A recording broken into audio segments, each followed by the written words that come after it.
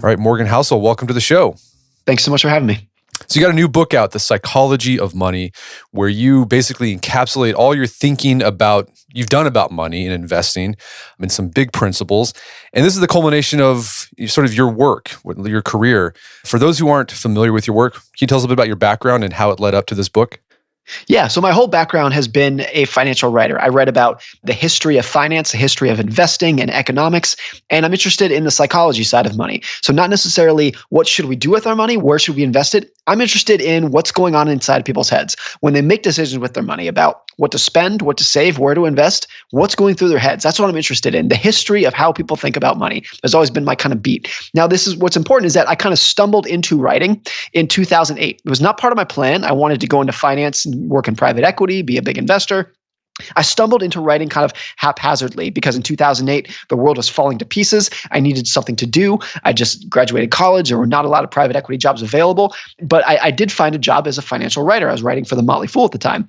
And so it was never part of my plan. But what was interesting is that obviously what happened in 2008 was a global financial crisis where the global economy fell to pieces. And I spent my early years as a writer trying to answer the question of what happened. Why did people make the decisions that they did during the housing bubble, during the financial crisis? What were people thinking? And have we learned our lesson? Will we do it again? There was no aha moment, but I kind of realized as the years went on that the answers to those questions could not be found in any economics textbook or any finance textbook, but you could find subtle clues about why people behave the way that they did in a psychology textbook and a sociology textbook and a political science textbook, which just led me to the belief that I think we generally tend to think of finance as a math-based field, like it is charts and numbers and formulas and data. And or like it's something like physics where 2 + 2 = 4, and that's always been true. That will always been true. It's very clean and very precise. And I just don't think finance is actually that. Finance is much closer to something like psychology, where it's a soft, mushy topic with a lot of nuance, where I will think about risk different than you will, different from anyone else, from someone else who's listening. People in the United States think about money different from people who live in other parts of the world, and vice versa. Like it's a much more nuanced topic that has a lot to do with not necessarily the decisions that we do make with our money, but what's happening inside of our heads. So that just led me to this belief that what's really important in finance is not what you know, it's how you behave. It's not how smart you are. It's not where you went to school. It's not how sophisticated you are in terms of making financial decisions. It's just about things like your relationship with greed and fear and your ability to take a long-term mindset and how gullible you are, who you trust. Those are not the typical ways that we think about finance, but I think those are the single most important parts of finance. So that just led me down this road of behavioral finance. And the book is written as 19 short stories that highlight the most important parts of behavioral finance in my view. They're fairly short chapters. I did that out of respect for readers. I'm a big reader myself. I'm sure lots of listeners are themselves, but I don't finish a lot of books because I think most books do not require 300 pages of explanation to get your point across. So I wanted to write short chapters, each of which can kind of live on their own to make some of the most important parts about how we think about money, how we think about saving and investing, and how we can think about finance and risk in a more productive way. All right, so let's go back to something you said there, because one of the main arguments in the book is that success in finances, success in money, isn't based so much on how much you know or your sophistication of knowledge of investing and things like that, but how you behave.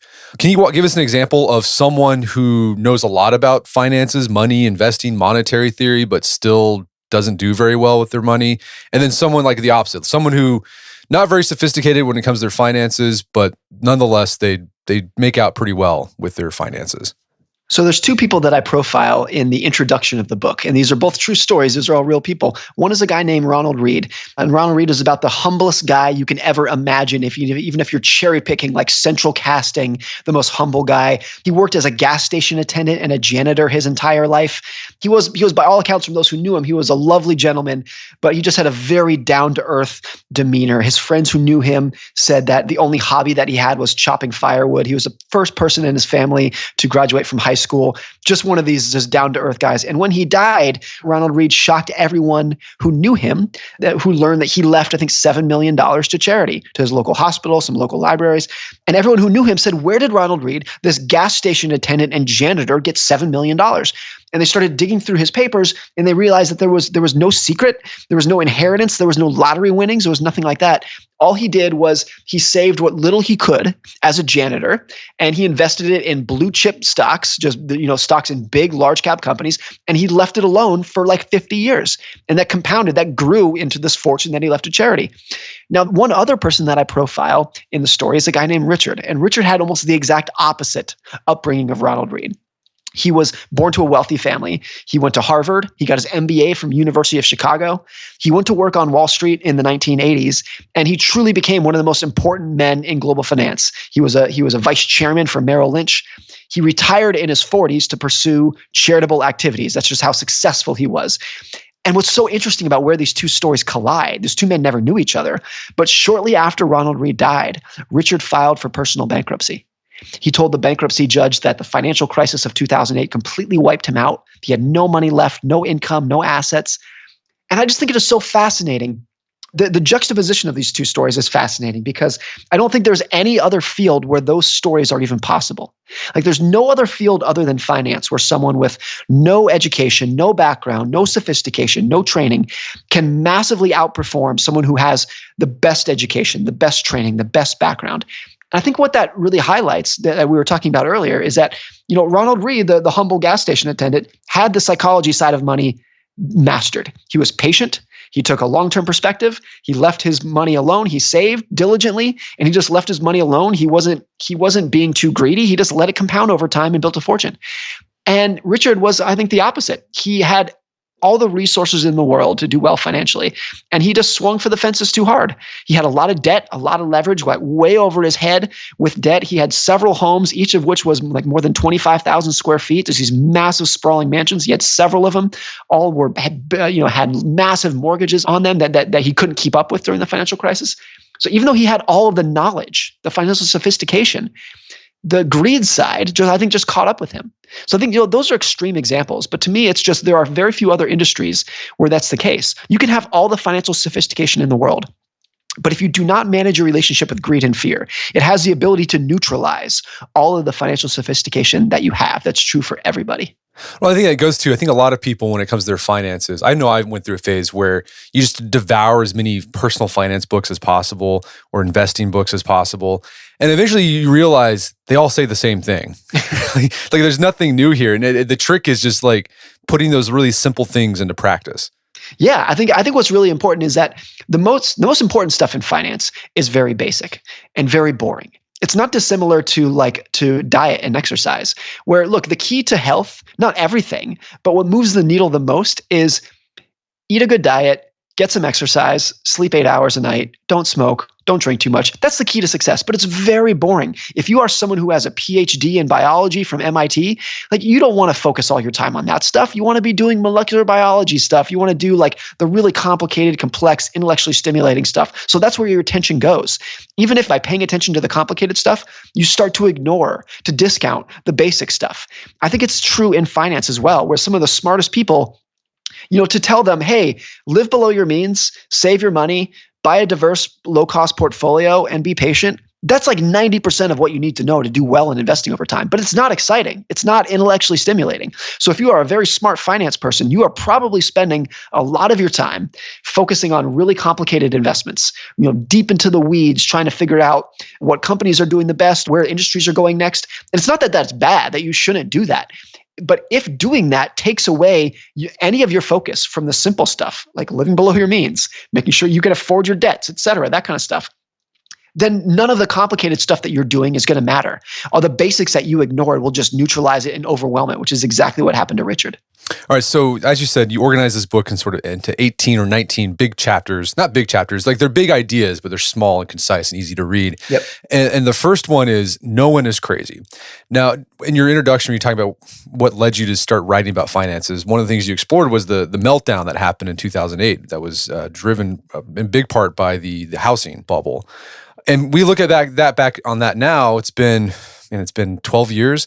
We think, well, that was just collective craziness. Like people just went crazy. So how was that not crazy? Like what was not crazy about the housing bubble of 2008? I mean, look, I think one of the takeaways is that people do crazy things with their money all the time. They make terrible decisions with their money. They make just boneheaded decisions. They blow money. They make terrible investments. But no one is actually crazy. And what I mean by that is when everyone makes a decision with their money in real time, it is checking all the boxes that they need to in their head in that given moment. And look, in hindsight or to another person, those ideas might look crazy. But to you, in any given moment, it makes sense to you. And something that's really important about this is that all of us have had very different backgrounds. We come from different upbringings, different generations. Some of us are born in different countries, live in different countries. Our parents raised us with different values. We've had different amounts of luck, and whether it's good luck or bad luck in our life, that has given us a different view of the world.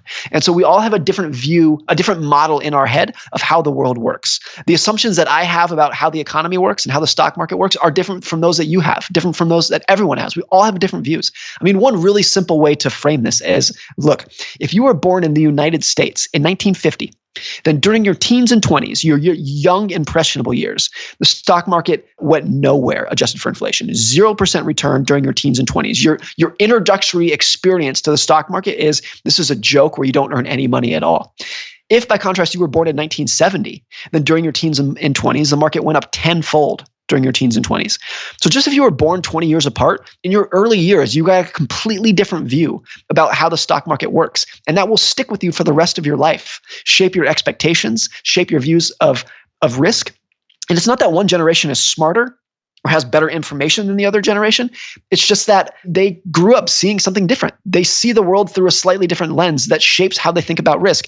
And that is why people can make decisions that make sense to them, but are crazy for other people, that look crazy for other people. I mean, one more recent example of this is after the 2008 financial crisis, gold as an investment became very popular.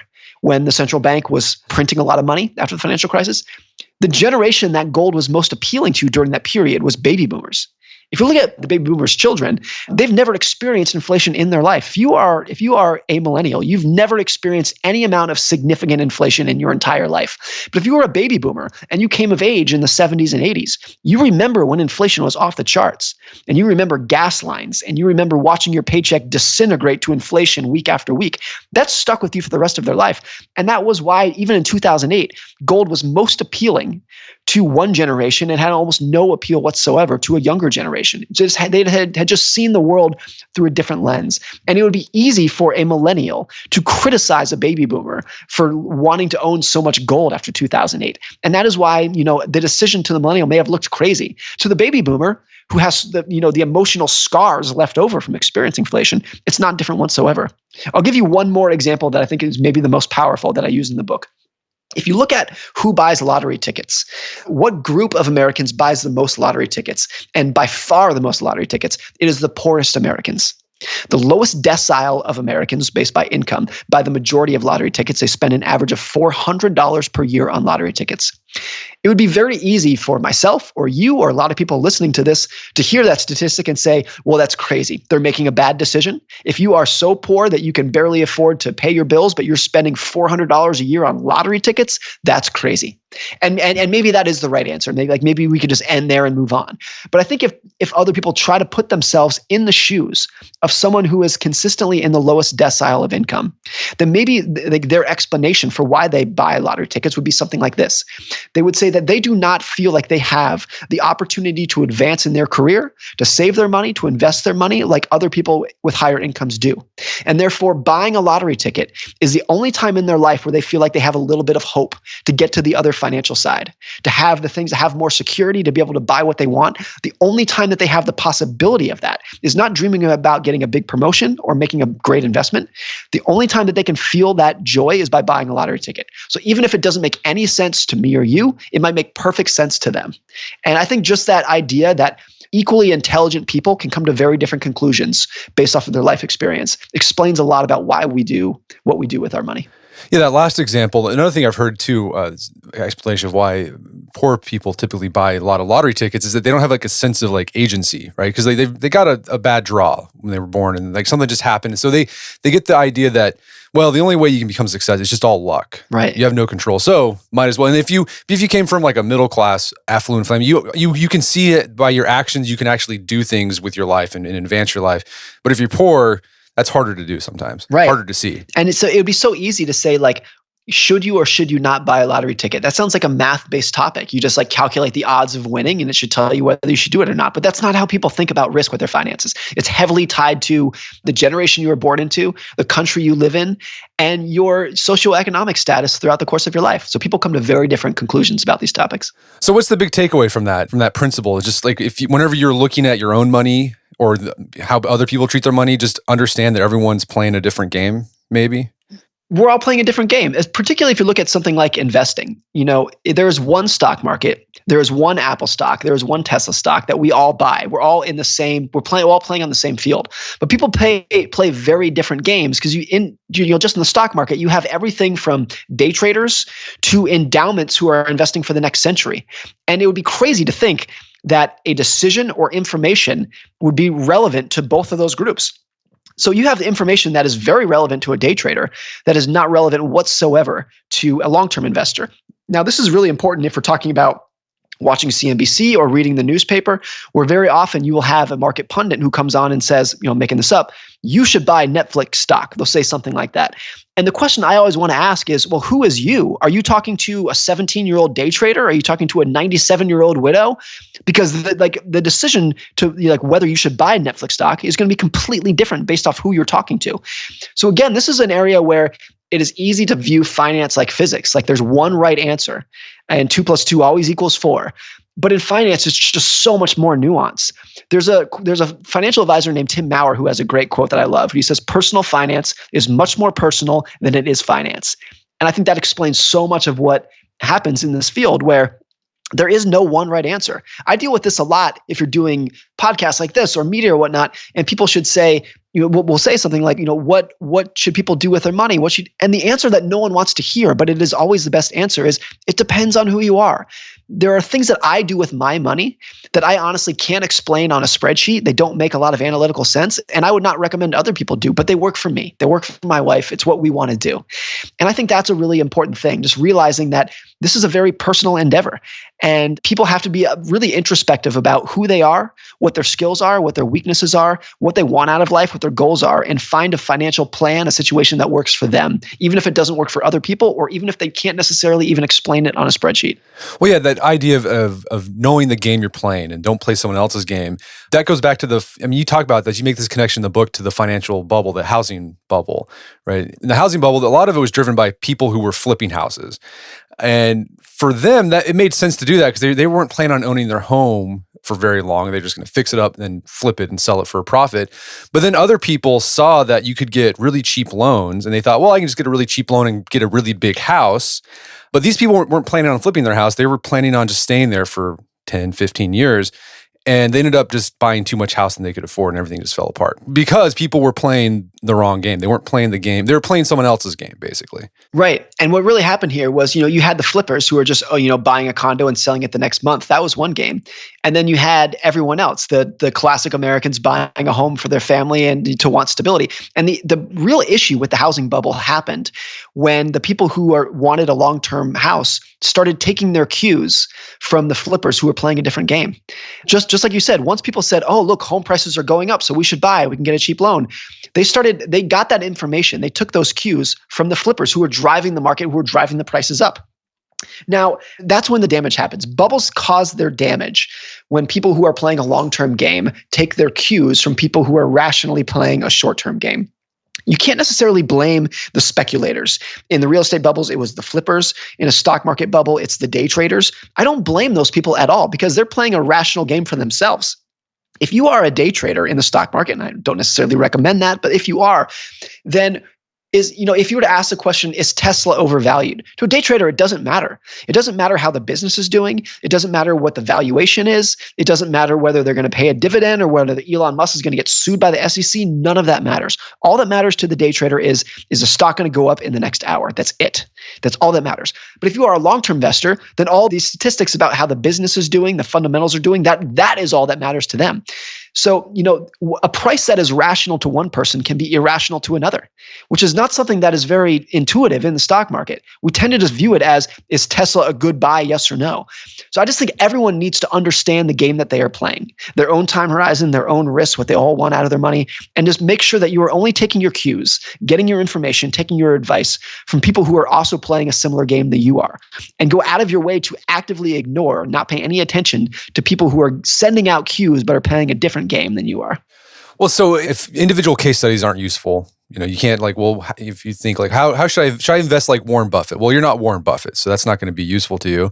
Like, how do you figure out overarching principles that everyone should follow? Like, are there overarching principles that people should follow, or is it just going to be case by case? I think if you're talking about specific people, the big thing that's important to realize here is that we tend to look up to and idolize and try to emulate the massive successes. We try to emulate the Warren Buffetts, the Bill Gates, the Elon Musk, the Jeff Bezos, the LeBron James. The huge successes are the people who we admire. And it's really important, just as a rule of thumb, but a really strong rule of thumb, is that the greater degree of success, if you're talking about extreme success, the more luck played a role. That's not to say it's all luck. Warren Buffett, Jeff Bezos, all the guys, it's not just luck. Those guys are and women are very skilled, very talented, put in a lot of effort, took the risks, did the right things, made the right decisions. Of course, full stop. But in any degree of that level of success, there is an element of luck that is impossible to emulate. I mean, one example that I give in the book is that Bill Gates went to the only school in the United States that had a computer. So you could ask the question, is Bill Gates skilled? Is he talented? Is he hardworking? Oh my gosh, yes. He's one of the most smartest, hardest working businessmen of our time. But is he lucky? Yes, of course he is. He went to the only school in the United States that had a computer. That was his introduction to computers. He mentioned this in a speech he did several years ago where he said, if there was no Lakeside School, which is where he went to school, there would be no Microsoft. I mean, that was how closely he tied it to his success. So if you are a young entrepreneur looking up to Bill Gates, which is great, you should realize that you cannot emulate that luck that he had. It was just a dumb luck thing. So the skills that you should be looking to emulate from him is his hard work, his business decisions, like some of the big broad aspects of what he did. But you should not think that if you were to work as hard as he did and be as smart as he was, as analytical as he was, that you will achieve the same amount of success, because you can't emulate the luck that he had.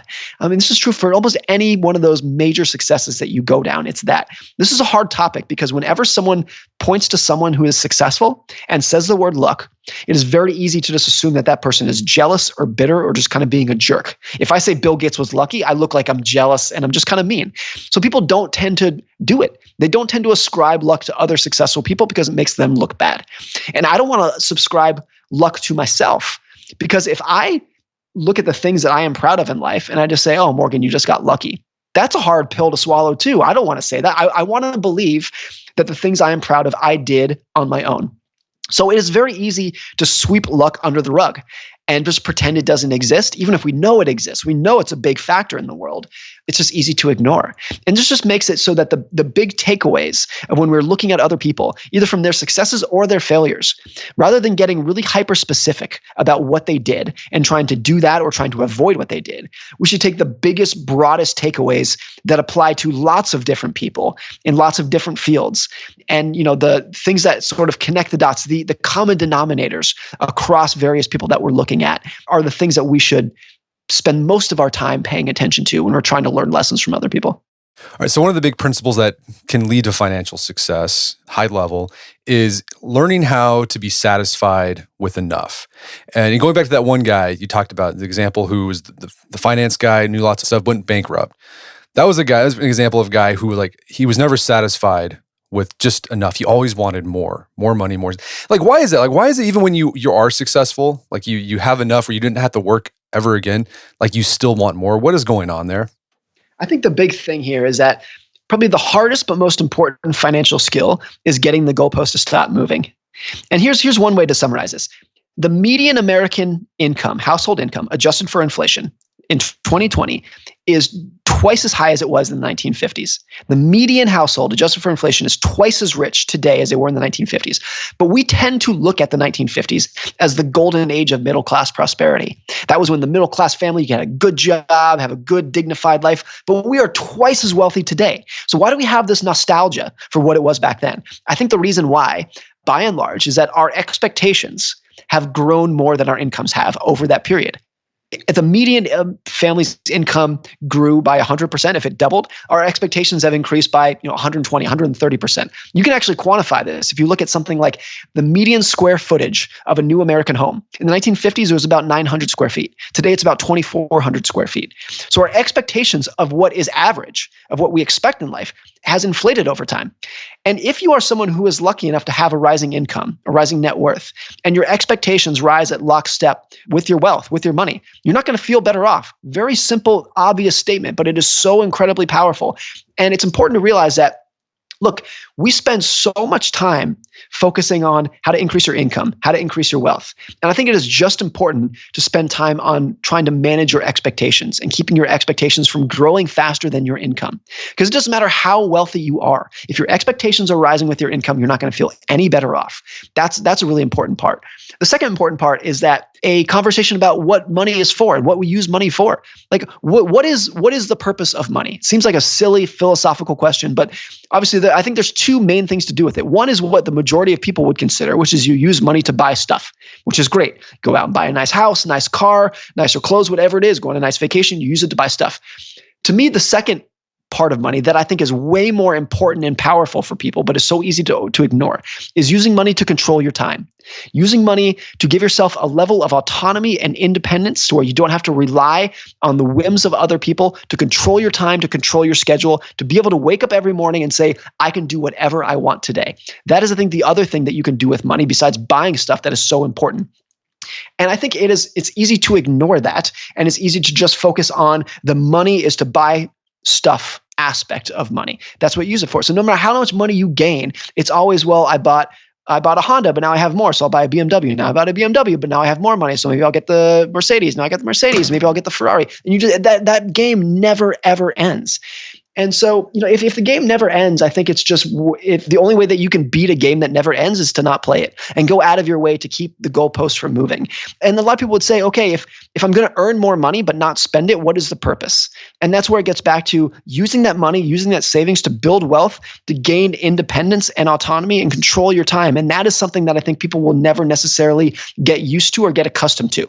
If you buy a nice house or a nice car, the evidence shows, I think everyone knows, it's not that it won't bring you joy. It's that you will get accustomed to that joy fairly quickly. But controlling your time, waking up every morning and saying, I can do whatever I want today, that is a level of happiness and level of joy that you will probably never get accustomed to. That doing that, waking up every morning with autonomy and independence is something that will bring a smile to your face every day. And so that is, I think, the purpose of money that is so easy to ignore, and why a lot of people with a lot of money still don't feel that happy with their money, that all of us can think about as a way in order to be happier with our money that we do have. So how do you do it? How do you prevent the goalposts from moving? It's a hard thing to do. I mean, I think there's one story that I use in the book called Man in the Car Paradox. And it came from when I was in college. I was a valet at a very nice hotel in Los Angeles. And so all kinds of incredible cars would come in, Ferraris, Lamborghinis, Bentleys, the whole fleet. And I started realizing when I was a valet that when a Ferrari came in to the hotel, I did not care about the driver. I never thought about the driver. I didn't look at the driver. I cared about the car. Now, when the driver came in, he probably, as he's pulling into the hotel, he's probably thinking to himself, everyone's looking at me. Everyone thinks I'm cool. Everyone's impressed with me. Everyone wants to be me. But the reality was, no, I didn't care about him. I pictured myself in the driver's seat. And I thought to myself, if I was driving, people would think I'm cool. I didn't think he was cool. I thought if I was driving, people would think I'm cool. And this was this irony about no one is more impressed with your stuff than you are. And once you realize that no one is more impressed with your stuff than you are, it takes a lot of the pressure off of the social treadmill, the rat race of having new stuff and in having fancy stuff that serves no other purpose than sending a social signal. Look, I admire beautiful cars and nice homes as much as anyone else. But I think if you really try hard to think about, how little people are impressed with your stuff, or your ability to overestimate how impressed people are with your stuff. It takes a lot of the pressure away from that. But what does bring me a lot of joy and happiness, hopefully for other people, for people who I admire, the skills that the traits that I admire in them, is people who have control over the time, control over their lives, who aren't reliant on other people to work, when someone else wants them to work on a project that someone else wants them to do. People who control their destiny and control their time is what makes me happy, and it's what I admire. So I think it's just a subtle shift in mindset about what you want in life and what other people are thinking about you that can go a long ways. But the most important thing about this, though, is that getting the goalposts to stop moving, while it's the most important financial skill, it is not easy. It's a very difficult thing to do. There's no easy answers to this. But I think it is so powerful, so impactful in finance that we need to be spending a lot more time thinking about how we can control our own goalpost rather than just letting it grow with our success over time. Yeah, I mean, philosophers and religions have been battling. I've been trying to figure that out for thousands of years, like how to be satisfied with what you got instead of wanting more. It's not an easy thing. And I think it's different at various stages in your life. If you are a person who is looking for a spouse, looking for a mate, looking for a boyfriend, looking for a girlfriend, your ability to social signal that you are successful, to kind of put out your peacock feathers, is very important. To have nice clothes, to drive a nice car, that's an important thing. If you're trying to signal to a mate, that's a real thing. That was me in my early 20s for sure. If you are happily married in a stable relationship, it is significantly less important. Or if you are in a field where your outward appearance is really important, you're a high-powered lawyer, whatever it is, you need to show your clients that you're dressing well, then it's important. I work from home and I'm a writer. It's a lot less important for me. So it's different for everyone and at different phases of your life. And another point that is related to this that you make in the book is you have to understand the distinction between being rich and being wealthy. I think most people, particularly young people, they focus on being rich. What's the distinction between the two? Rich, I would define as you have enough money to go out and buy stuff. You have enough money in your checking account today to go out and buy something. And you use that money to go out and buy stuff. You have a nice car, you have nice clothes, you have a nice house, you've used money to buy stuff. Wealth, I think, is almost the opposite. Wealth is what you don't see. Wealth is the money that you have not spent. It's the cars you didn't purchase. It's the house you didn't purchase. It's the first class upgrades that you didn't buy. It's money in the bank or in invested that you have not spent yet. And what's important about this is that wealth is invisible. You don't see it. You can see people's cars. You can see their house. You can see what kind of clothes they wear. By and large, you cannot see their bank account. You can't see their brokerage statement. So you can't see their wealth. You can see people's richness or lack of richness. You cannot see their wealth, though. This is a big problem, I think, because you think about something like physical exercise. If someone is in very good shape or in very poor shape, you can see it. You can see their muscles. You can see if they're obese. It's visible. It's right in front of you, clear as day. So it's easy to say, and I think we all do this, oh, I would like to look like this person. I don't want to look like that person. It's easy to see, okay, I should do this. I should not do that. Wealth is not that, though. Like, who do we look up to as someone who we admire if we can't see their wealth, if it's invisible to us? And of course, like we said earlier, there are people who have no outward appearance of wealth, but are very wealthy. And people like Richard who have a huge outward appearance of wealth, 25,000 square foot mansions, and they're actually broke. This was something else I learned as a valet in Los Angeles. People would come into the hotel in very fancy cars. And over time, I got to know some of them. And I would talk about, what do you do? What business are you in? Where do you work? And I learned that some of these people who were driving very expensive six-figure cars were not that successful. They were mediocre successes who spent most of their income on a car lease. And this was the thing, like the car was their richness, but I couldn't see their wealth. And once you get to know them and you get a better sense of their actual wealth, you realize there's not much there. This is the classic, like, fake it till you make it. There's this great quote that I love in the book from several years ago. Rihanna, the singer, almost went bankrupt. And she sued her financial advisor. And the financial advisor has this quote that I love where he said, was it really necessary to tell her that if you spend money on things, you will end up with the things and not the money? And I think that's like a quote that applies to so many of us, that, if you're spending money on things, you're gonna end up without the money. That's what it is. So it just depends on, like, what do you want? Do you want things or do you want wealth? Like, I want wealth to have a level of independence. That's what I want. So things take a back seat to my wealth, even if it's money that I have not spent and I might never spend it. I want the wealth there to give me independence. So it's just a subtle way of looking at what we want out of the world and realizing that so much of what we're trying to learn about is not visible to us. So we have to go out of our way to learn about it, about how other people are doing it, and what our own situation is, since it's not outwardly apparent and visible to us in the world. So one way to develop wealth is you want to hold on to your money, but you want to invest it for the long term, because that's when the power of compound interest comes into effect. And I think people have heard of compounding, but it can still be hard to wrap your mind around. And you gave some great examples to really put it into perspective. Like one example was Warren Buffett. Most of the money that he has today, his billions of dollars, wasn't made till after his 60s. And it's all because of compounding. Yeah, but look at Warren Buffett's net worth. He's worth something like $90 billion. He's 90 years old. But if you look at the course of his life, 99% of his net worth came after his 50th birthday. And something like 97% came after his 65th birthday. That's just how compounding works. Compounding is not something where the big returns come in a year or in a decade. It's something that takes place over the course of a lifetime. And it's important for someone like Warren Buffett to say, look, he's 90 years old. He's been investing full time since he's been 10 years old. So he's been investing for 80 years. Now, what's really important is that the math on this is very simple. You can hypothetically say, okay, if Warren Buffett did not start investing when he was 10, let's say hypothetically he started investing when he was 25, like a normal person. And let's say hypothetically he did not keep investing through age 90 like he has. Let's say hypothetically he retired at age 65 like a normal person. And let's say he was just as successful an investor during that period that he was investing in. He earned the same average annual returns. What would his net worth be today if he started investing at 25 and retired at 65? The answer is about $12 million, not 90 billion, 12 million. So we know that 99.9% of his net worth can be tied to just the amount of time he has been investing for. That's how compounding works. It is so incredibly powerful, but it is rarely intuitive. Even if you understand the math behind compounding, it's almost never too intuitive how powerful it can be. Now, this is important because if you look at someone like Warren Buffett, there are like 2,000 books on Amazon that are devoted to answering the question, how did he do it? How did he build this fortune? How did he become the world's greatest investor?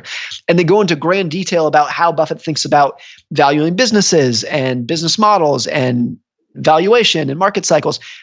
Even if we know that 99% of his success can just be tied to the fact that he's been investing for 80 years. And that if you want to have any sort of ability to emulate what he's done, the single most important thing that you can do is just increase your time horizon. It's not what industry should you buy this year, what stocks you should buy this year. It's how can you be a little bit more patient to let your money compound for the longest period of time. Like, is Buffett a good investor? Yes, of course he is. But his real secret is that he's been a good investor for 80 years. That's the takeaway that we should learn from him, is that time is really what drives all big success over time. People don't want to hear that answer because people want to get rich today, but they want advice about where they should put their money tomorrow. But we know from a lot of these cases, not just Buffett, but almost any big success that you look at that, the common denominator is that people have made good decisions for a very long period of time. Not a great decision in any given year per se, but good decisions that compound for years or decades over time. That's where the big results come from. And why, despite knowing that, like people can understand that intellectually. And again, as you said, the main argument of your book, you can know something but still be a failure in money. Like why, despite knowing that, like we have such a hard time putting that into practice, like keeping our money in the market, even when you see the market going down, like just dropping. I think anytime people say like the skill that you need to do well is patience, it's not what people want to hear. Most people are just naturally not very patient.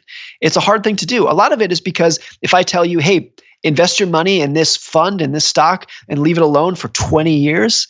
How do you know? And then let's say it drops over the next year. How do you know whether I was wrong or you just need to be more patient? It's hard to tell in real time whether someone was wrong or patient. It's much easier if you have a lot of feedback, of quick feedback, where you can easily determine whether advice you got was wrong or you just need to be a little bit more patient. It's very hard to do if you're talking about a long period of time. It's also just the math of compounding is never intuitive. Like if I ask you, what is 8 plus 8 plus 8 plus 8? You could probably figure it out in like 5 seconds. It's not very difficult. But if I ask you, what is 8 times 8 times 8 times 8 times 8? Even if you're very smart, you're going to struggle with that answer. It's just like the difference between linear thinking and exponential thinking is absurd. And particularly if you're talking about something like investing for 80 years, like a long period of time, it just gets completely out of whack. It's never intuitive how powerful it can be. So that's why, the combination of it just being a skill that is very difficult for people to actually be patient, combined with the counterintuitiveness of compounding, is why it's so easy to overlook. I also think, tying this back to what we discussed earlier, if you are someone who is very smart, if you have a degree from Harvard or MIT and you're very analytically smart, you do not want to hear that the explanation for Warren Buffett's net worth is patience. You don't want to hear that. It's too simple. It's too boring for you. You want to dive into the weeds about how he valued companies, about how he thinks about economic cycles. That's what you want to put your big brain to work at. You don't want to hear the simple answer, even if we know, as this is a simple matter of arithmetic, that the simple answer, that it's his time horizon that led to the dollar amount of his net worth, is the right answer. And have you found any like practical tips on helping people to become more patient with their money? I think the most important thing that any investor can do is be more familiar with the history of market volatility. Become more familiar with how often and how normal it is for the market to fall 10%, 20%, 30%. Because if you look over the last 100 years, for example, the market has declined on average 10%, on average every 11 months. That's been the average duration between 10% declines. It's fallen more than 20% on average every 3 years, more than 30% on average at least once per decade. If you become familiar with those statistics, then when the market does fall 10%, it's not that it's fun, but it's much easier to say, okay, I know this happens. This happens all the time. It'll come back. It's okay. And even when the market falls 30%, you say, gosh, this hurts. This sucks. This is a gut punch, but I know this happens. Historically, this is the normal path of success, the normal dynamic of success that I need to put up with.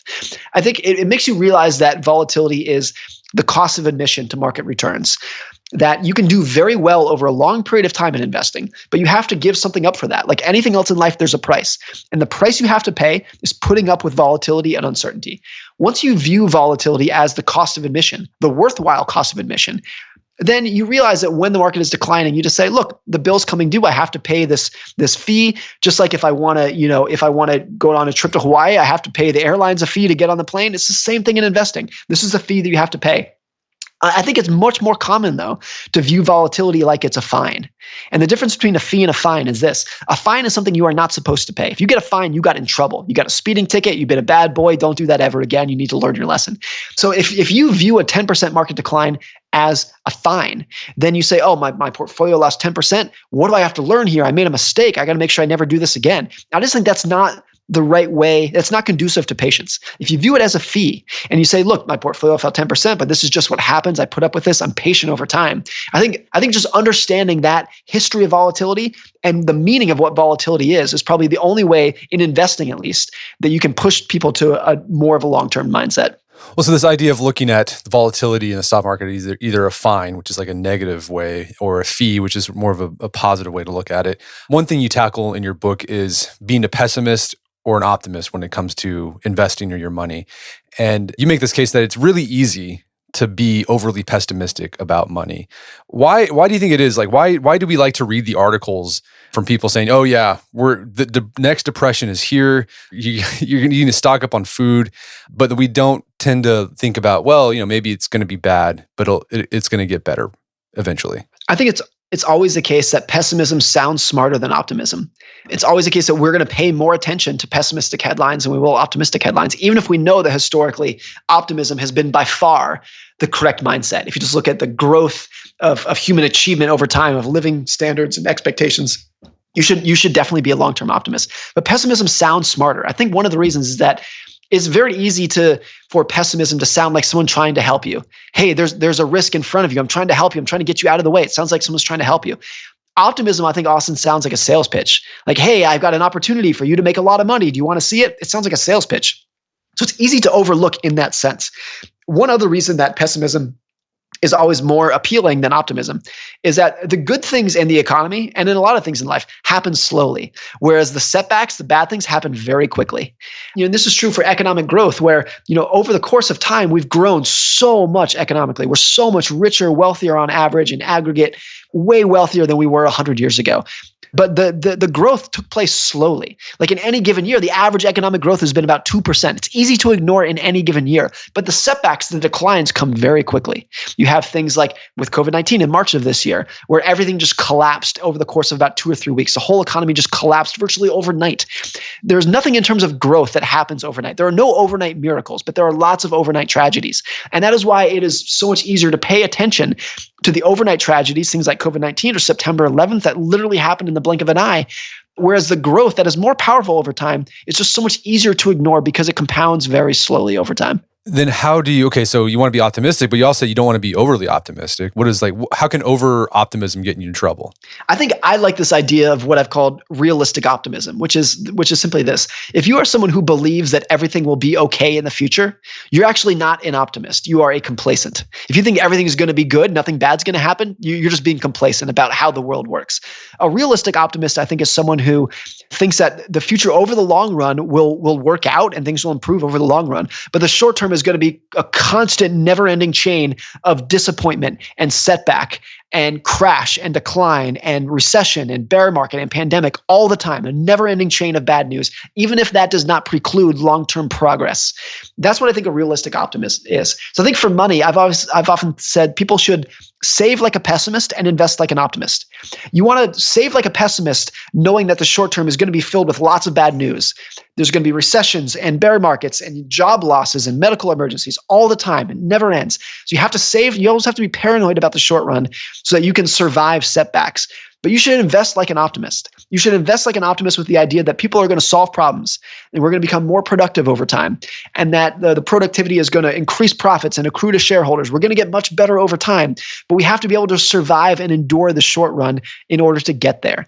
So I think that's how you can avoid being a complacent optimist, is just marrying your long-term optimism with short-term pessimism, if not paranoia. Well, this sounds a lot like Nassim Taleb's like barbell strategy, right? You have like a whole bunch of like cash, maybe just something really safe, but then you invested in something a little more risky, and you can afford the loss because you got that reservoir of cash that you can fall back to.